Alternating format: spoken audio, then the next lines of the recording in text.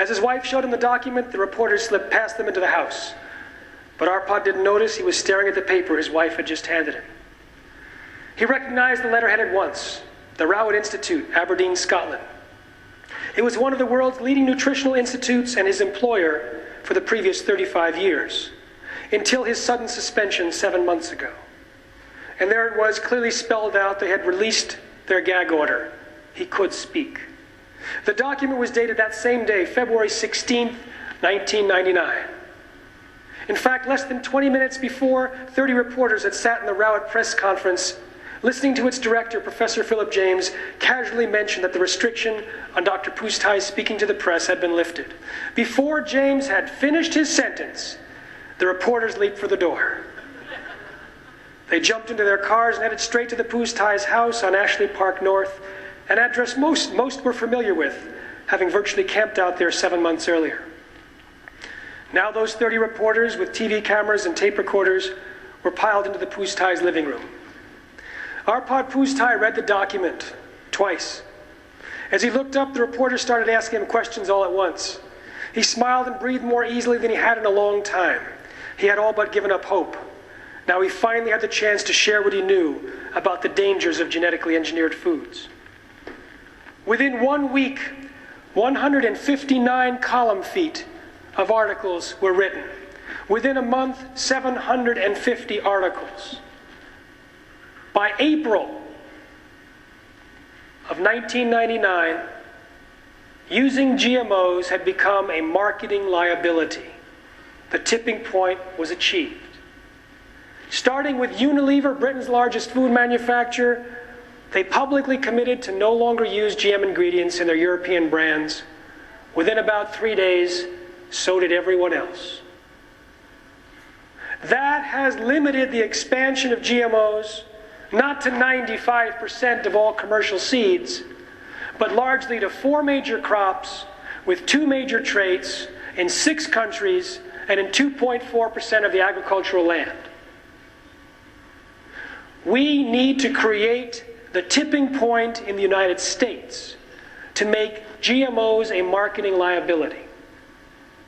Now, we can wait for the general population to get it.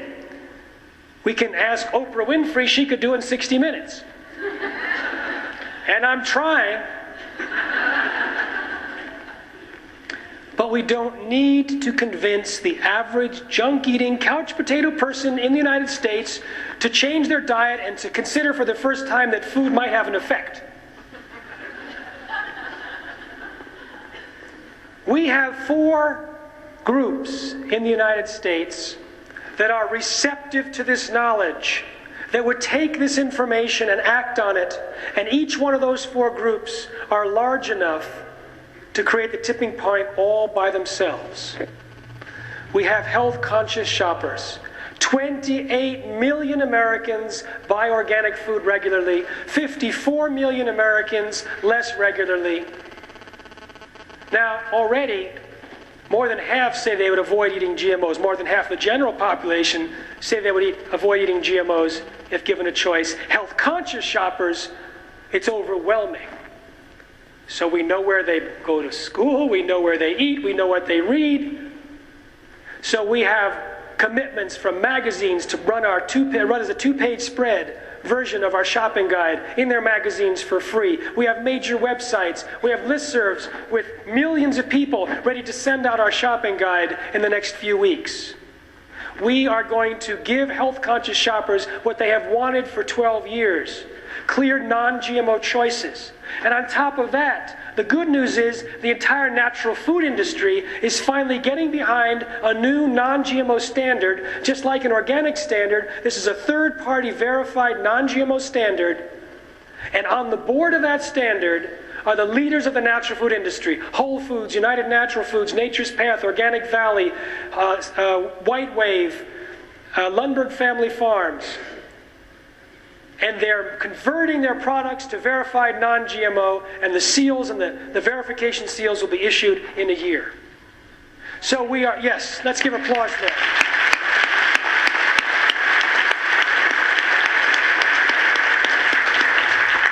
So we're giving them information, we're giving health-conscious shoppers information, We're giving ample supply of non-GM, and we're giving them choice.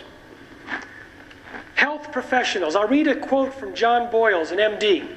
I used to test for soy allergies all the time, but now that soy is genetically engineered, it is so dangerous that I tell people never to eat it, unless it says organic. When Kellogg's realizes that doctors are prescribing to parents not to feed their kids Kellogg's cornflakes because it's GMO. When the food companies realize that doctors are prescribing non-GM diets, it's over. School meals and the parents associated with the schools. School meals are under intense scrutiny because of the incredible epidemic going on with our kids. So they have changes going on. They're making changes. They're in the process of making changes. Now is the perfect time to get them our information so that GMOs are added to the do not eat category. So we have a grassroots program with a 60-page manual and a video called Hidden Dangers in Kids' Meals. It's like instant activism. Just add DVD and stir. You show it to a group and you say, how many people want to work on a GM-free school campaign? The hands go up. And we can create that in communities all over the country. Religious groups. Think about it. If the evangelical Christians, for example, believed that GMO meant God move over,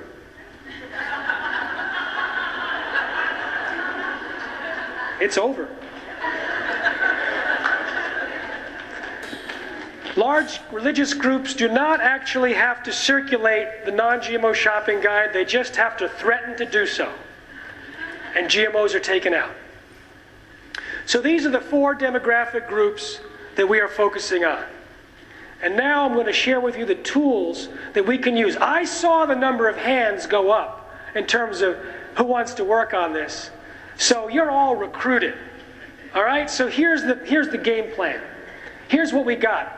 We've got a ton of stuff on our website, responsibletechnology.org. We have a PowerPoint fully scripted on our site. We have the Hidden Dangers in Kids' Meals video. We have a movie on called Your Milk on Drugs, Just Say No.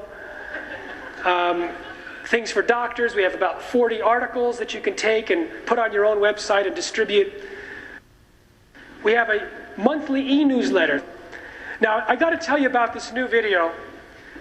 I got a call a few years ago from a woman in France who turned out, I didn't know it, she was an award-winning author and filmmaker. And she was doing a film on Monsanto. And I had, I think by that time, 13 film crews come to my little town in Iowa. And I've been interviewed a dozen or 2 times elsewhere. And so I was very comfortable talking to filmmakers and giving them the whole background about who to interview and what the angles were. She knew it all. And she was traveling all over the world to people I had written about. She had gone over my book meticulously and written notes and followed through with each of these people. So she was incredibly well informed. So I knew that her film was going to be a blockbuster.